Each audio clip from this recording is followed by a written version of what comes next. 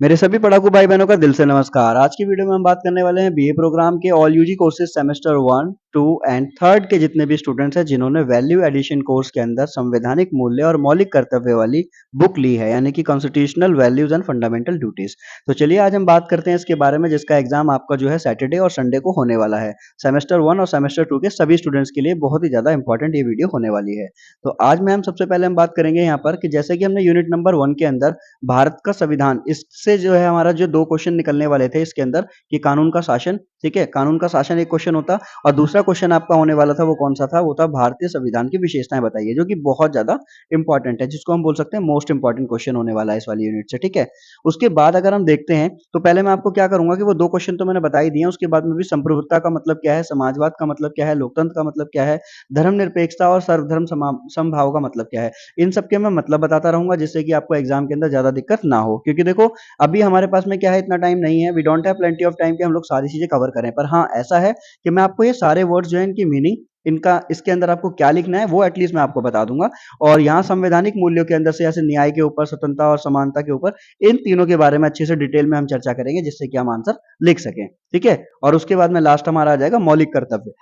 तो यहाँ से और यहाँ से क्वेश्चन आना बहुत जो समझ लो बिल्कुल ओके है कि क्वेश्चन आएंगे ही आएंगे। तो हम लोग क्या करते हैं, वीडियो को स्टार्ट करते हैं देरी ना करते हुए।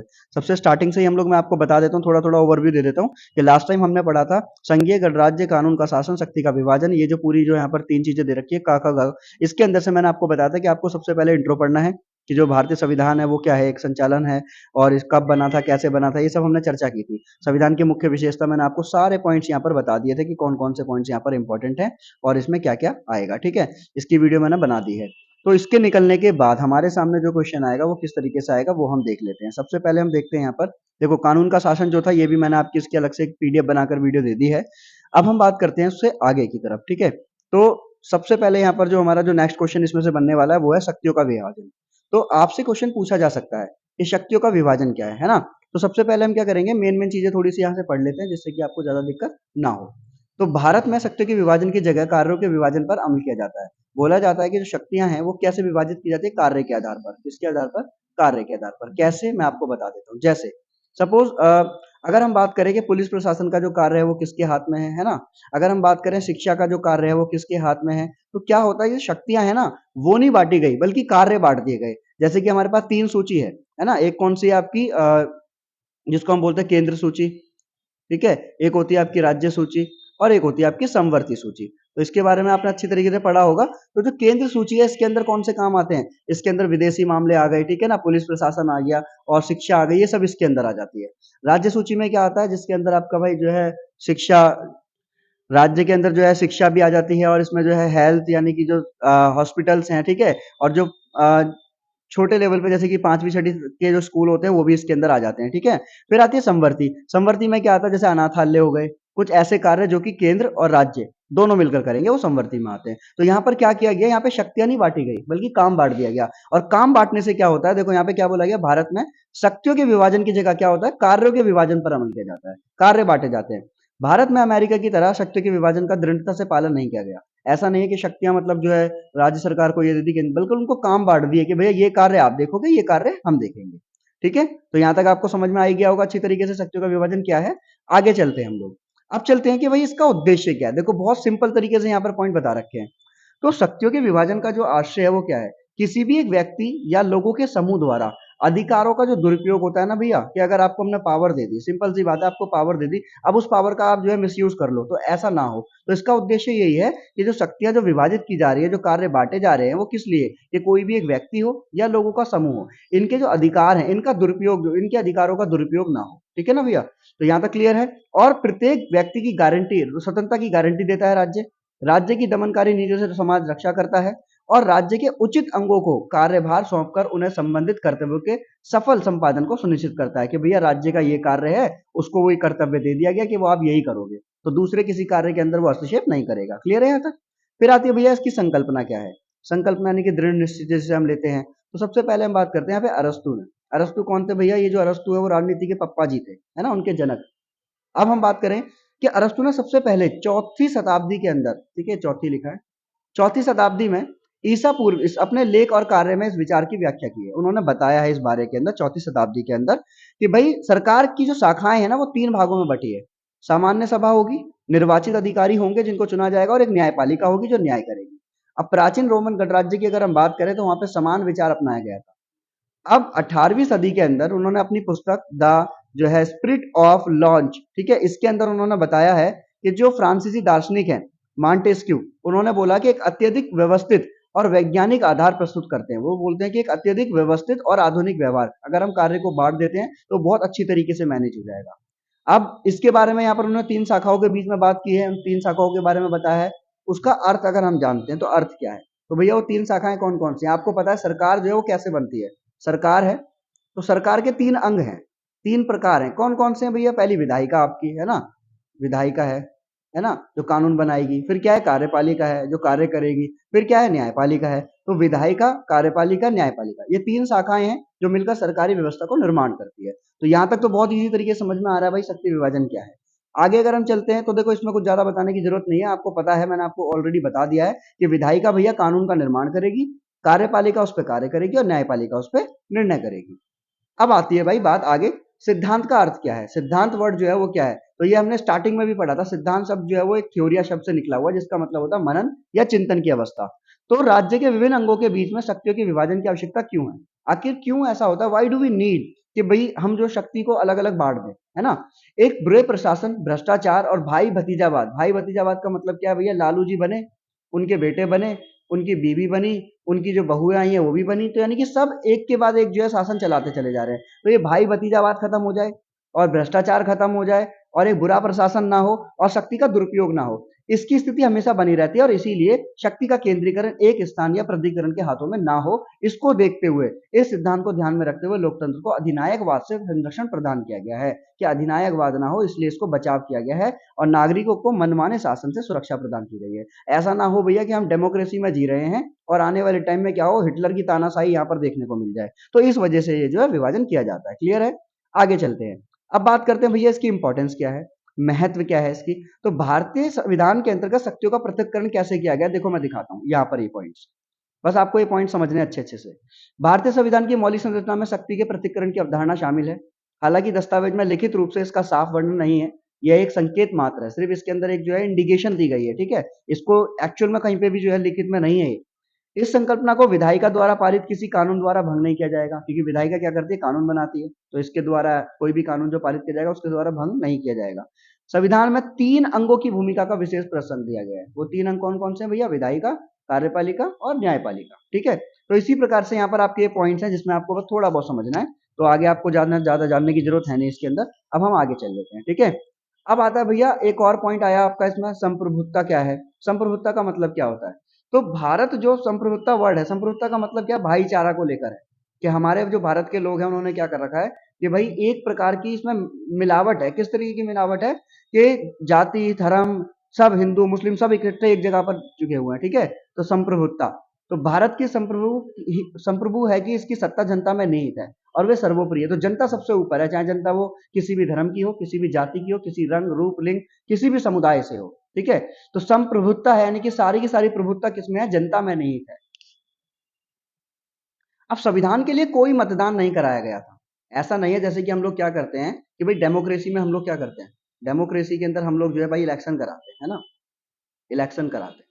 तो ऐसे ही इलेक्शन नहीं कराया गया था जब भाई कॉन्स्टिट्यूशन की बात की गई थी। तो संविधान बनाने के समय इलेक्शन नहीं था, बल्कि 1951 और 52 के फैब के अंदर चुनाव हुए, जो सबसे पहले चुनाव थे। संविधान सभा को नहीं ठुकराया और भारतीय राष्ट्रीय कांग्रेस की सत्ता में आने के बाद आने के लिए जो मतदान किया गया, मतलब जो 1951 और 52 में चुनाव हुए थे वो डेमोक्रेसी के लिए हुए थे, लोकतंत्र के लिए नहीं, ओ सॉरी, संविधान के लिए नहीं हुए थे। ये तो सिर्फ भारतीय राष्ट्रीय कांग्रेस को सत्ता में लाने के लिए किया गया था, ठीक है ना। तो यहाँ तक भी क्लियर है आप लोगों को कि दिक्कत होने वाली बात होगी नहीं यहाँ पर, ठीक है। अब प्रत्येक 5 वर्षों बाद में जो है यहाँ पर चुनाव किए जाते हैं, चाहे वो लोकसभा के चुनाव हो चाहे वो विधानसभा के चुनाव हो। अब हम बात करेंगे आगे। अब उसके बाद में हमारा पॉइंट आता है भैया समाजवाद का मतलब क्या है। देखो पूंजीवाद आपने पढ़ा होगा, पूंजीवाद पैसों से रिलेटेड है ना, पूंजीवाद यानी कि अमेरिका, है ना। सेम ऐसी समाजवाद का मतलब क्या है, जो भैया दूसरा समझ लो, यूएसएसआर के बारे में आपने पढ़ा था, सोवियत संघ, वो समता पर आधारित था, ठीक है, वो समाजवाद है। तो इस शब्द को जो है 1976 के अंदर 42वें संवैधानिक संशोधन द्वारा शामिल किया गया था। अब मैं आपको एक और चीज बता दूं जो आपने 11th क्लास के अंदर एक में पढ़ा होगा आपने, ये 42वां संशोधन और 43वां संशोधन। तो 42वां संशोधन जो है वो किस चीज को संबंधित करता है, सॉरी 43वां, एक मिनट, हाँ सॉरी, तो मैं आपको बता रहा था ना, तो ये जो है आपका 43वां और 44वां संशोधन था जो शहर और गांव से संबंधित था, उसको हटा दो। अभी हम बात करें 42वें संशोधन की। तो ये संशोधन जो था 1976 के अंदर आया था। इस संशोधन के तहत क्या बोला गया था कि भारतीय संविधान जो है इसके ना 3 नए शब्द जोड़े गए थे। सबसे पहला आपका समाजवाद यानी कि जो है समाजवादी शब्द, दूसरा आपका जो है इसके अंदर धर्मनिरपेक्षता और तीसरा जो है अखंडता, है ना। तो ये शब्द इसके अंदर जोड़े गए थे, ठीक है, उसके बारे में यहाँ पर बात की गई है। क्लियर है यहाँ पर। अब लोकतंत्र का मतलब क्या है भैया, लोगों का लोगों के लिए लोगों के द्वारा चलाया गया शासन लोकतंत्र कहलाता है, ये तो सबको पता ही होगा। आगे अगर हम चलते हैं तो उसके बाद आपको धर्मनिरपेक्षता शब्द मिल जाता है। धर्मनिरपेक्षता शब्द का मतलब क्या है, धर्मनिरपेक्ष का मतलब है कि जहां पर सभी धर्मों को एक समान रूप से देखा जाए और किसी धर्म के साथ भेदभाव ना किया जाए, उसे धर्मनिरपेक्षता कहते हैं। ये तो आपने अच्छी तरीके से समझा ही होगा ना। जहां पर एक प्रकार से सभी धर्मों को माना जाए तो उसे धर्मनिरपेक्ष कहते हैं, सेकुलर। ठीक है, क्लियर है यहाँ तक, जिसमें देखो हिंदू, इस्लाम, ईसाई, सिख, बौद्ध सभी इसके अंदर शामिल है। तो ये सब चीजें हमारी धर्मनिरपेक्षता कहलाती है। सिर्फ आपको शब्दों को जानना है क्योंकि आप आंसर आराम से खुद बनाकर लिख सकते हैं। तो यहाँ से आपको जो है इस वाले लेसन में से सिर्फ इतना ही करना है। बाकी आपको चलते हैं हम थोड़ा आगे की तरफ। अब देखो इसके अंदर से आपका जो मेन क्वेश्चन है वो यही बनने वाला है, भारतीय संविधान की विशेषता। ये मैंने आपको वीडियो बनाकर दे दी है ऑलरेडी। आगे चलते हैं हम लोग जनाब। तो यूनिट 2 की तरफ बढ़ते हैं हम लोग भाई। यूनिट 1 हमने बहुत अच्छी तरीके से कंप्लीट कर ली। अब इसमें से जो आपके क्वेश्चन बनने वाले हैं, न्याय क्या है, स्वतंत्रता क्या है, समानता क्या है, तो मैं आपको बता देता हूं सबसे पहले कि भैया हम इसको अंदर से जाने उससे पहले हमें यह जानना जरूरी है न्याय क्या है। न्याय से क्या तात्पर्य है ना। स्वतंत्रता से क्या तात्पर्य है, समानता से क्या तात्पर्य है। तो ये तीन चीजें हम पहले यहाँ पर क्लियर करेंगे, उसके बाद हम थोड़ा आगे चलेंगे। तो सबसे पहले हम लोग निकालते हैं न्याय। ठीक है, न्याय क्या है, तो देखिए भैया, तो आगे चलते हैं हम लोग सबसे पहले यहाँ पर मौलिक अधिकार, मौलिक अधिकारों की प्रगति। अच्छा, यहाँ से एक क्वेश्चन आपका बनेगा, ठीक है ठीक है। सबसे पहले हम बात करते हैं यहाँ पर किसकी, ये जो हमारा यहाँ से क्वेश्चन बनने वाला है कि भाई जो न्याय, स्वतंत्रता, असमानता और बंधुत्व की अवधारणा है, इसके अंदर भारतीय संविधान का एक सामाजिक और क्रांतिकारी दस्तावेज के रूप में ग्रेनविले ऑस्टिन विश्लेषण कहते हैं। उन्होंने क्या बोला, ऑस्टिन ने 1966 के अंदर बोला है, ये दर्शन भारतीय संविधान के भाग 3 में सर्वोत्तम रूप से अभिव्यक्त हुआ है। अब वो क्या बताते हैं, उसमें अधिकारों की बात की गई है। भाग 3 के अंदर क्या दिए गए हैं, हमारे कुछ फंडामेंटल राइट्स है ना भैया। फंडामेंटल राइट्स यानी कि मौलिक अधिकारों के बारे में बताया गया है। अब मौलिक अधिकार क्या होते हैं, इन अधिकारों का उल्लेख संविधान के जो है व्यक्ति और समूह की गारंटी के रूप में दिया गया है। अभी हमारे अधिकार कौन कौन से हैं उसको जान लेते हैं यहाँ पर। सबसे पहले ये रहे हमारे मौलिक अधिकार। तो भैया बहुत इजी क्वेश्चन आपका, मौलिक अधिकार पूछे जाएंगे तो आप आराम से बता देंगे कि भाई समानता का अधिकार, स्वतंत्रता, शोषण के विरुद्ध, धर्मनिरपेक्ष, धर्म की स्वतंत्रता और सांस्कृतिक शिक्षा और संवैधानिक उपचारों का अधिकार। तो ये हमारे अधिकार है। इसमें प्लस एक और अधिकार था जिसको हम संपत्ति का अधिकार बोलते हैं। तो संपत्ति का अधिकार जो था वो हटा दिया गया है। तो अब कितने रह गए, हमारे 6 अधिकार रह गए भैया, है ना। तो मौलिक अधिकारों की अगर हम बात करें तो इसकी उत्पत्ति कैसे हुई है, इसके बारे में देख लेते हैं। तो भारत में मौलिक अधिकारों की प्रेरणा इंग्लैंड के उससे आई थी इन्होंने, और राज्य अमेरिका, जो संयुक्त राज्य अमेरिका है 1791, मानव अधिकारों की जो फ्रांसीसी घोषणा हुई थी, ये तो इन जगहों से ली गई है, ठीक है ना। अब बात आती है कि भाई 1928 के अंदर नेहरू कमीशन था एक। 1928 में नेहरू कमीशन ने, सबसे पहले मोतीलाल नेहरू शामिल थे उसके अंदर, उनकी अध्यक्षता के अंतर्गत, जहां पर सबसे पहले जो है मौलिक अधिकारों की मांग रखी गई थी। ठीक है, ये पॉइंट्स आपको याद रखने हैं बस।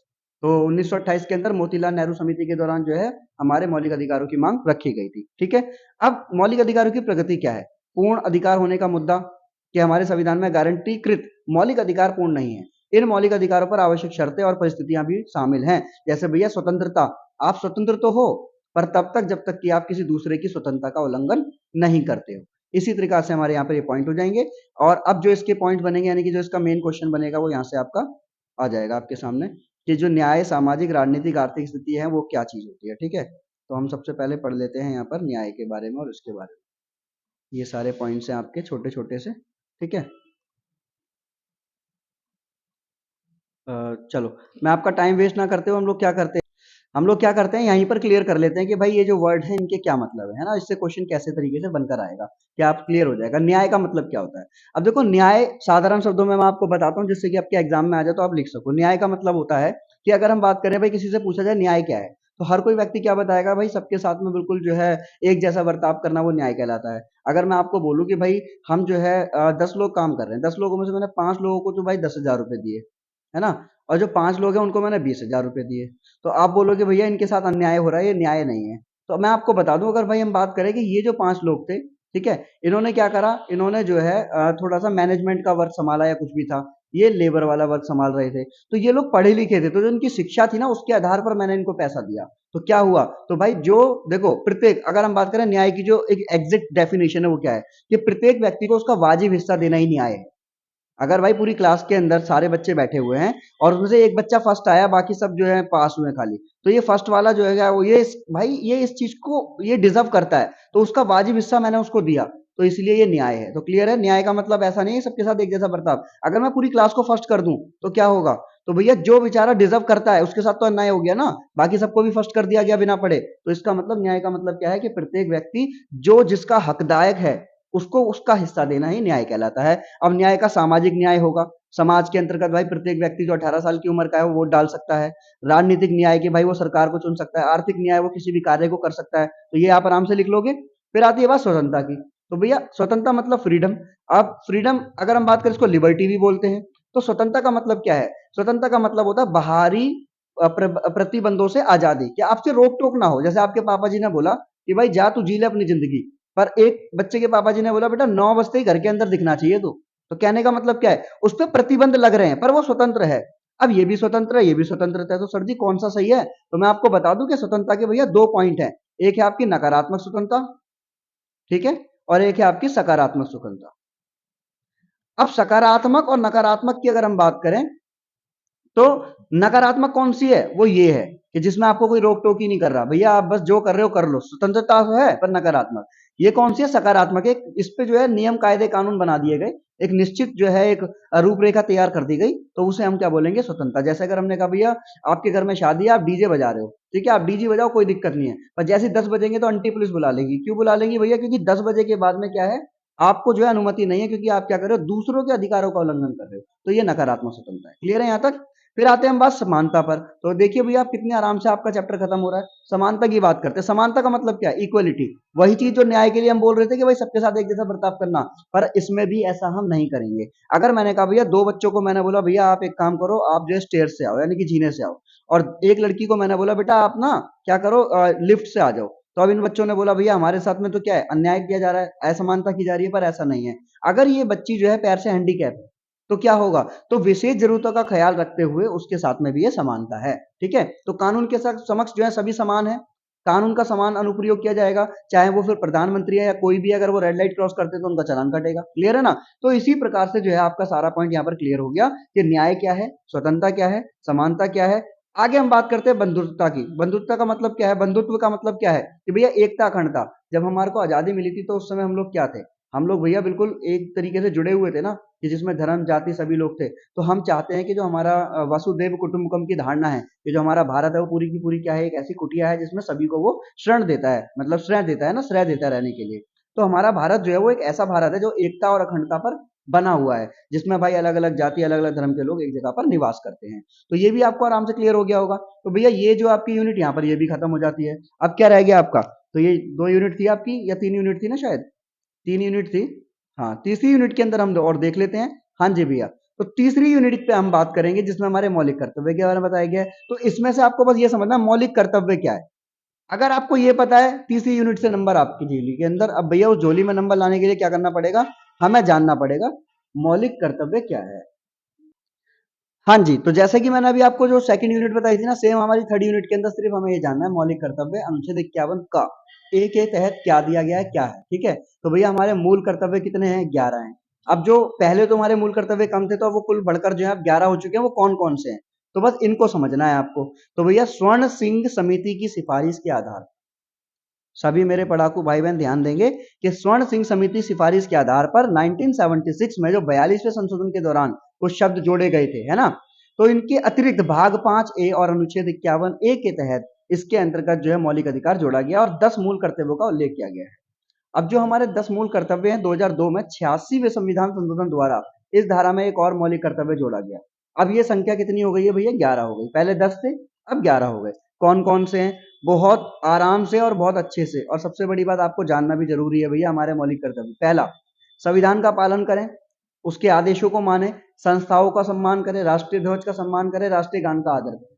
आपने देखा होगा ना, कहीं पे भी राष्ट्रीय गान चल रहा है, लोग वहीं पर रुक कर खड़े हो जाते हैं सम्मान देने के लिए। दूसरा, स्वतंत्रता के लिए हमारी राष्ट्रीय आंदोलन को प्रेरित करने वाले उच्च आदर्शों को हृदय में संजोए रखें, है ना भाई। हम भारतीय हैं और हिंदी हैं, हम हिंदुस्तान हमारा, ये चीज हमारे मन में रहनी चाहिए। देश की संप्रभुता, देश की प्रभुता, एकता, अखंडता की रक्षा करें। ऐसा नहीं है भाई धर्म के नाम पर दंगे करें या फिर कुछ ऐसी बातें करें, ठीक है। देश की रक्षा करें, आहन किए जाने पर राष्ट्र की सेवा करें। अगर बोला जाए ना कि भाई हमारे को जरूरत है इनकलाब, तो जिंदाबाद आपको जरूर बोलना है, क्योंकि आपको जरूरत है वहां पर। अब भातर ने, ये भारत है, भारत के सभी लोगों में जो समरसता और समान भातृत्व की भावना का निर्माण करें, जो धर्म भाषा सबको लेकर जो है अच्छी तरीके से किसी के साथ भेदभाव ना करें, और ऐसी प्रथाओं का त्याग करें जहां स्त्रियों का सम्मान ना हो, है ना। जैसे भाई जो प्रथाएं चल रही थी पहले, हमारी संस्कृति गौरवशील है, इसको अच्छी तरीके से समझें, इस संस्कृति को अपनाएं। प्राकृतिक पर्यावरणीय इन सब चीजों की रक्षा करें, पेड़ पौधे लगाएं, है ना, इसके प्रति दया दिखाएं, वैज्ञानिक दृष्टिकोण को समझें, सार्वजनिक संपत्ति की सुरक्षा करें। ऐसा ना हो कि भैया तोड़ फोड़, दंगे होते हैं तो क्या होता है, हम जो है बाहर जाते हैं और पब्लिक ट्रांसपोर्ट को तोड़ देते हैं, तो भैया वो है किसका, वो है तो हमारा ही ना, उसकी रक्षा करें। व्यक्तिगत और सामूहिक सभी गतिविधियों में उत्कर्ष की ओर बढ़ते हुए सतत प्रयास करें, ठीक है। और राष्ट्र के निरंतर बढ़ते हुए प्रयत्न के अंदर ऊंची उपलब्धियों और ऊंची ऊंचाइयों को छूने दें।